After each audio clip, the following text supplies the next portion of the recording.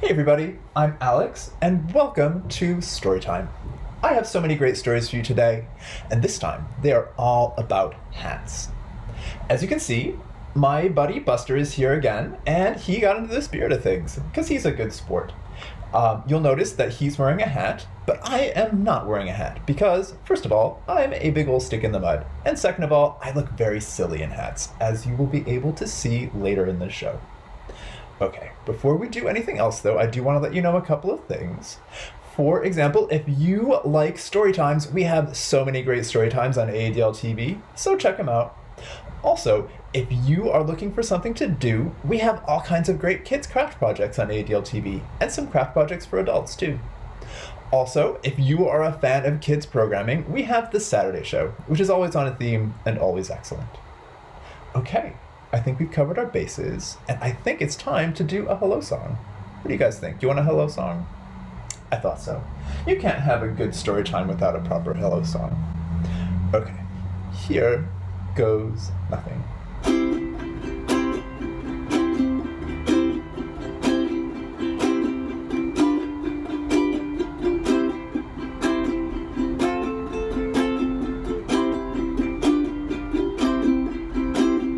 Hello, friends. Hello, friends. Hello, friends. I'd like to say hello. So there are so many different languages in the world, and so many different ways to say hello. For example, did you know that in Japan they say konnichiwa? Let's try that out.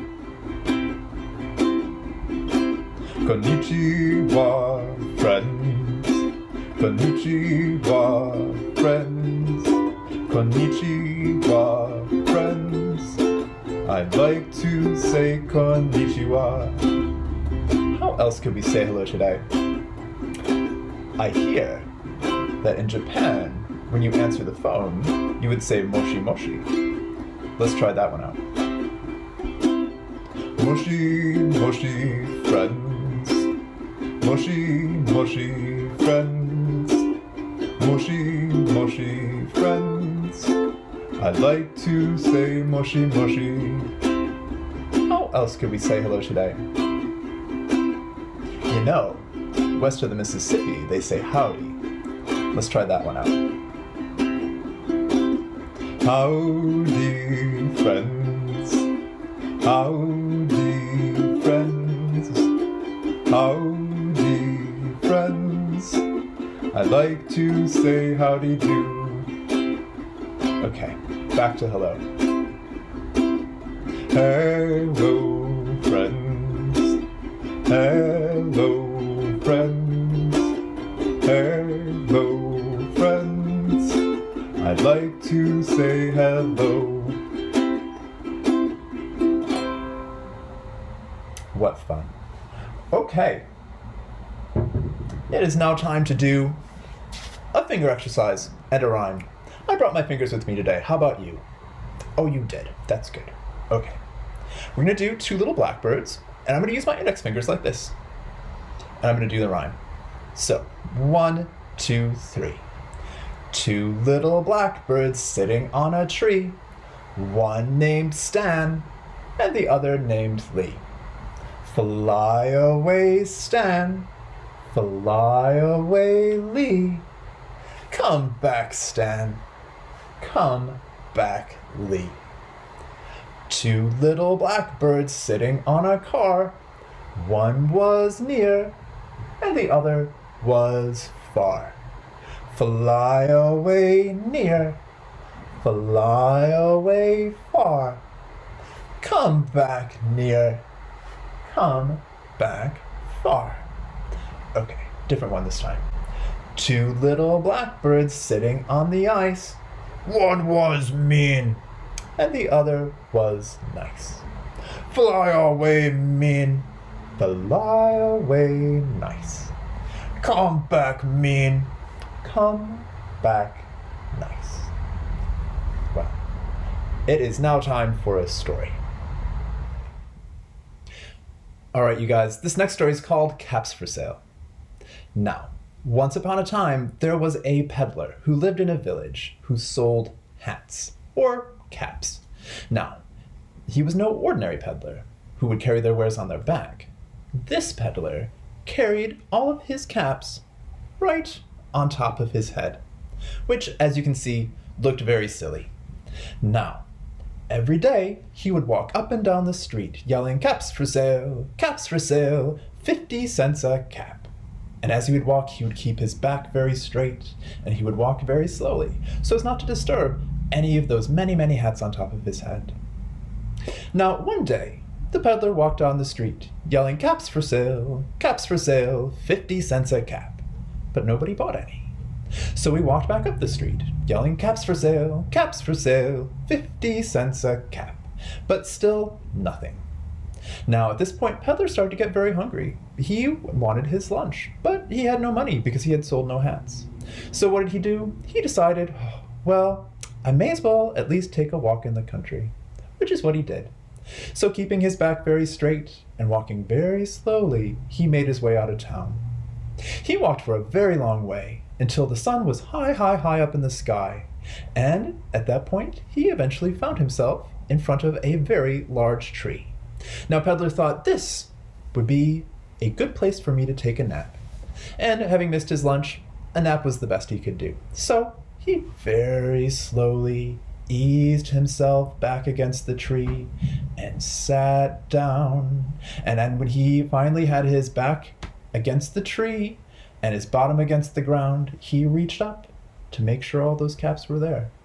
And in fact, they were. He had his own cap, and on top of it, the green caps, and then the gray caps, and the brown caps, and the red caps on top. So, everything being in place, he slowly closed his eyes, and he fell asleep. And he slept for a very, very long time. Now, when he woke, he felt great. He gave a big stretch. Oh, and it felt good. And he reached up to make sure his caps were there, but they weren't. There were no green caps, no red caps, no brown caps, no blue caps. There were none except the very last cap that he wore right on top of his head. So he looked to his left, no caps. He looked to his right, still no caps. He looked behind him, no caps. He looked behind the tree, no caps. And he was very sad. Where were all his hats? So he got up, he looked around, and as he looked up, what did he see? You'll never guess. He saw on every branch of that enormous tree there was a monkey, and then on the head of every monkey there was one of his caps. Well, peddler did not like this one bit. He looked up at those monkeys, and he shaked his hand, and he said, "You monkeys, you give me my caps." And what did those monkeys do? Each and every one, they looked down at him, and they wagged their fingers and said, "Tss, tss, tss," as monkeys do. Well, peddler did not like this one bit. He shook both of his hands, and he said, "You monkeys, you give me my caps." And what did the monkeys do? They looked right back down at him, and they shook both of their hands, and they said, "Tss, tss, tss, tss," as monkeys do. Well, this made peddler angry, so he stomped his foot and said, "You monkeys, you give me my caps." And what did those monkeys do? Each and every one of them, they stomped a foot, and they talked back at him. Well, peddler was furious, so what did he do? He stomped both of his feet, and he said, "You monkeys, you give me my caps." And what did those monkeys do? You guessed it. They stomped both their feet and talked back at him. Well, peddler was so beside himself that he didn't even know what to do. He took his cap off, he threw it on the ground, and he walked away. And guess what those monkeys did? They went tss, tss, tss, and threw all of their caps onto the ground. When peddler turned around, there was caps all over the place. So what did he do? He picked each and every single one up and put them on his head. First his own cap, and then the brown caps, and the blue caps, and the gray caps, and the red caps on top. And then, very slowly, very carefully, with his back straight, he made his way back into the village, shouting, caps for sale, 50 cents a cap." The end. Alright, you guys, let's do a song. And this time, we should do, I know, we'll do the pirate song. Because it's been a little bit, and I love it. Okay, 1, 2, 3. When I was 1, I sucked my thumb on the day I went to sea. I climbed aboard a pirate ship, and the captain said to me, "Oh, you'll go this way, that way, forwards, backwards, over the deep blue sea." When I was 2, I tied my shoe on the day I went to sea. I climbed aboard a pirate ship, and the captain said to me, "Oh, you'll go this way, that way, forwards, backwards, over the deep blue sea." When I was 3, I tapped my knee on the day I went to sea. I climbed aboard a pirate ship, and the captain said to me, "Oh, you'll go this way, that way, forwards, backwards, over the deep blue sea." When I was 4, I shut the door on the day I went to sea. I climbed aboard a pirate ship, and the captain said to me, "Oh, you'll go this way, that way, forwards, backwards, over the deep blue sea." When I was 5, I danced and jived on the day I went to sea. I climbed aboard a pirate ship, and the captain said to me, "Oh, you'll go this way, that way, forwards, backwards, over the deep blue sea." Mr. Brown's Fantastic Hat.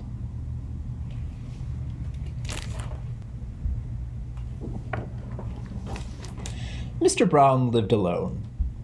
People were frightened of him and stayed away.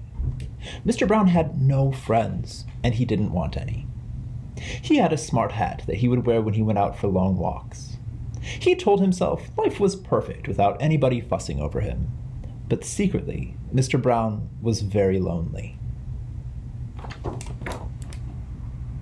One day, while Mr. Brown was sleeping, a woodpecker flew down and started tapping a hole in his hat, thinking, what a wonderful nest this hat would make. When Mr. Brown woke up and saw what had happened, he was shocked. He didn't like anybody coming near him. But that was only the start. The woodpecker soon told all his friends about the wonderful new home and invited them all to join him. Then the woodpecker pecked more holes in the hat. "No, stop it at once," shouted Mr. Brown. But Mr. Brown couldn't stop the birds from coming. Then, to his amazement, something magical happened. As more and more birds arrived, the hat grew taller and taller. At first, Mr. Brown had no idea what to do. But slowly he started enjoying the birds singing, as well as their company. His life certainly was not dull any longer. Now Mr. Brown loved to show off his hat. Everywhere he went, it was full of the music of singing birds. Other people thought that this was a wonderful idea, and they started to copy Mr. Brown. Soon everyone began to wear very tall hats.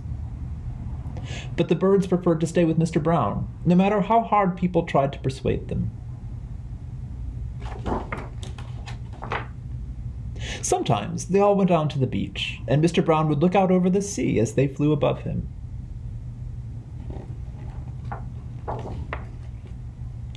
One cold autumn morning, Mr. Brown woke to take food out to the birds, only to find that they had all flown away. He felt very sad. Why would they leave him? Would he ever see his friends again? Maybe his life would be quiet once more, but he missed his new friends. "I don't care where they've gone, really. Really, I don't," Mr. Brown said to himself as he prepared some food for them, just in case. "I'm not at all worried about them," he said, looking out his window each day. But even Mr. Brown couldn't convince himself that this was true. The days became shorter and colder. It was time to hibernate for the winter. But Mr. Brown tried hard to remain awake. Who would look after the birds if they returned? Eventually, his eyelids closed, and he fell into a deep, deep sleep. The snow fell gently, and everything was quiet. But if you listened very carefully, you could hear Mr. Brown snoring. Outside, all was quiet, and everything was covered in a blanket of snow.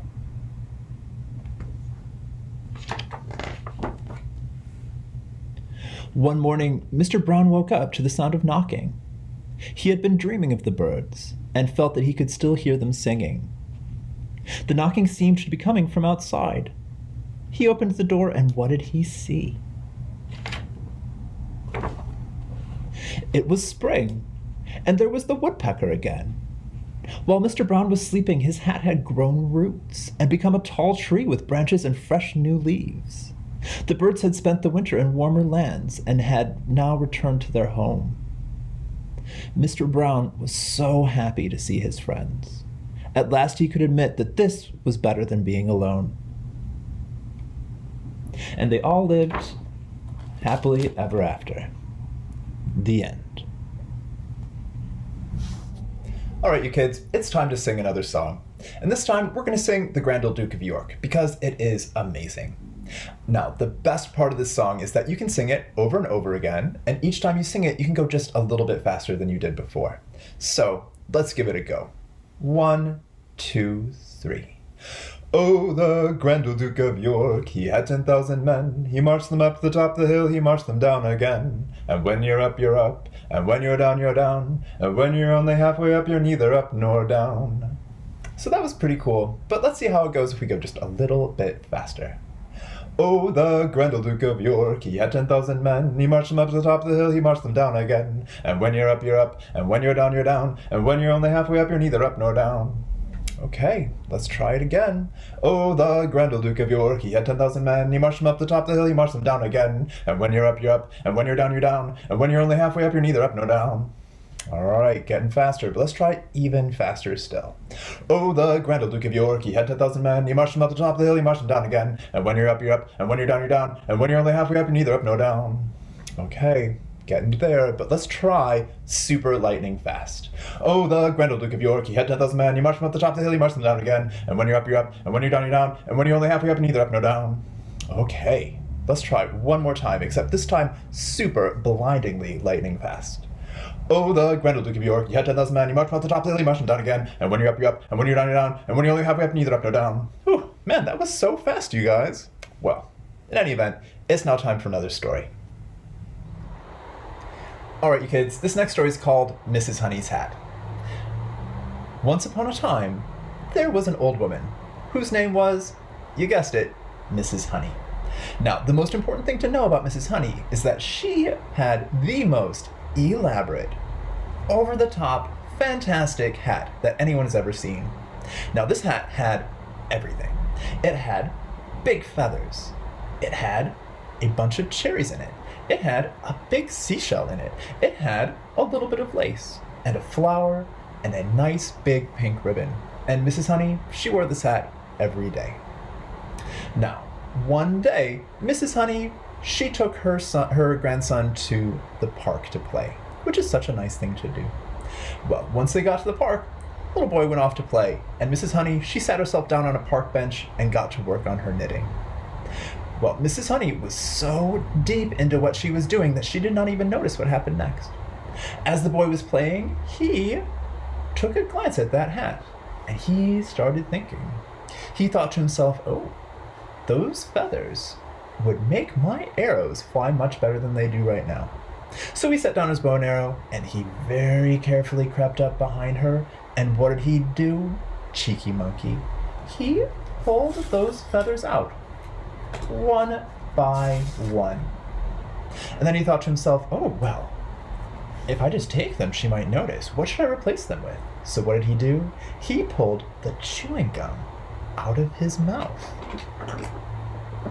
and stuck it in there instead. Which, if you get any ideas, don't, because that is a very, very naughty thing to do. Well, you know what? Mrs. Honey, somehow, she didn't even notice. So, she and little boy went home, and they spent the rest of their day. The next morning, Mrs. Honey, she decided that she was going to go have a picnic with her friend, which is such a pleasant way to spend an afternoon. So she and her friend, they sat down, they had themselves a nice picnic, and wouldn't you know, a bird flew by and saw Mrs. Honey's hat, which of course was on top of her head. So the bird noticed that there were 2 magnificent cherries in there. And a bird being a bird was like, oh, those look delicious. So what did that bird do? It flew down and very carefully picked those cherries up out of her hat. And that bird replaced it with an egg from its nest, which is so rude. Well, suffice it to say, Mrs. Honey, she didn't even notice. So they had their picnic and then they went home. The next day, though, Mrs. Honey, she decided that she was going to go to the beach, which is what she did. She went to the beach, she sat down on the sand, she sat her hat down next to her, and she had herself a nice nap. Well, wouldn't you know, while Mrs. Honey was sleeping, a hermit crab came along and noticed that magnificent seashell. That hermit crab took one look and said, oh, that would make a wonderful home for a hermit crab. So the hermit crab scuttled up and very carefully took the seashell, and what did he replace it with? A ratty old piece of seaweed. But you know, Mrs. Honey, she didn't even notice. Well, the next day, Mrs. Honey decided that she was going to go pick some strawberries out in the fields. So she walked out of her village, she went to the fields, and she set herself to work. But while Mrs. Honey was picking, who came by other than a silly old cow? And the cow took one look at that hat and noticed that big, beautiful flower in there and said, oh, that is the most beautiful flower I've ever seen. So what did that cow do? It snuck up as best a cow can and very carefully pulled that flower off with its mouth and replaced it with a cowbell. And how Mrs. Honey didn't notice that, well, I suppose we'll never know, but she didn't. So she picked her strawberries and then she went home. Well, the next day, Mrs. Honey, she decided she was going to go visit the big old castle at the edge of the village. So she set off, she walked to that castle, and as she was climbing through the ruins, who should spot her other than a spider? The spider took one look at that lace and said, oh, what beautiful craftsmanship. And the spider snuck up, dropped itself down on a spindle of web, and pulled the lace out. And what did the spider replace it with? A little bit of cobweb. And somehow, Mrs. Honey, she didn't notice. Well, the next day, Mrs. Honey, she decided she was going to go see the cat show, which sounds like a fun thing to do. So she went, she sat herself down, she watched the show, and as she was watching, one of the cats that was performing noticed that big, beautiful pink ribbon in her hat. Well, cat being a cat, it could not think of anything more fun to play with. So the cat snuck up and very carefully pulled the ribbon off with one of its paws. And what did it replace it with? Some fish bones. Ugh. Well, somehow, Mrs. Honey, she didn't even notice that. She went home and she was none the wiser. Well, the next day, Mrs. Honey, she decided that she was going to go see the theater. So she put on her best, most beautiful hat, and she walked out, she went to the theater, she sat down, and then she noticed that everybody was staring at her. She thought, oh my goodness, what could be wrong? Maybe it's this ratty old hat on my head. Maybe I should think about replacing it. Well, she watched the show, she had a good time, and as she got home, she walked in her front door. She turned, she looked in the big mirror next to that door, and what did she see? She saw that instead of feathers, she had a ratty old piece of chewing gum in her hand. Instead of those big red cherries, she had a bird's egg. Instead of that big shell, she had some ratty old seaweed. Instead of that little bit of lace, she had some cobwebs. Instead of that big flower, she had a noisy old cowbell. And instead of that big pink ribbon, she had some really genuinely disgusting fish bones.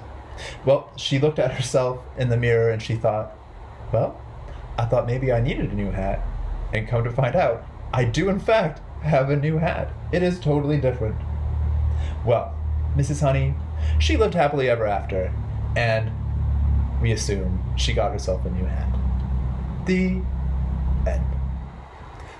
All right, you guys, it's almost that time. It's almost time to say goodbye. But before we go, we need to do one last song. We're going to do Knees Up Mother Brown, like we always do, because it's so great. And to help sing along, I have the Superfly, the high in the sky, the never shy Ma Brown to help us sing. Or at very least, she can dance while we sing. Isn't that right, Ma Brown? She's also wearing her hat today, so she's keeping with the theme. All right, here we go. 1, 2, 3. Oh, there was a girl from Paris, France, who didn't know how to dance. The only thing that she could do was knees up Mother Brown. Oh, knees up Mother Brown. Knees up Mother Brown. Knees up, never let the breeze up. Knees up Mother Brown. Oh, we had some stories about hats today, and weren't they fun? Hip, hip, hip, hooray. The only thing that we could do was knees up Mother Brown. Oh, knees up Mother Brown. Knees up Mother Brown. Knees up, never let the breeze up. Knees up Mother Brown. Oh, there was a teeny tiny man, or in this case, a lady, who liked to do handstands. You ready, Ma Brown? Oh my goodness, you sure do look ready. All right, let's give it a try. 1, 2, 3, 4, 5, 6. Oh, that was so close this time, you guys. The only thing he could do was knees up Mother Brown. Oh, knees up Mother Brown. Knees up Mother Brown. Knees up, never let the breeze up. Knees up Mother Brown. One last time. Oh, there was a girl from Paris, France, who didn't know how to dance. The only thing that she could do was knees up Mother Brown. Oh, knees up Mother Brown. Knees up Mother Brown. Knees up, never let the breeze up. Knees up Mother Brown. All right, you guys, we'll see you next time.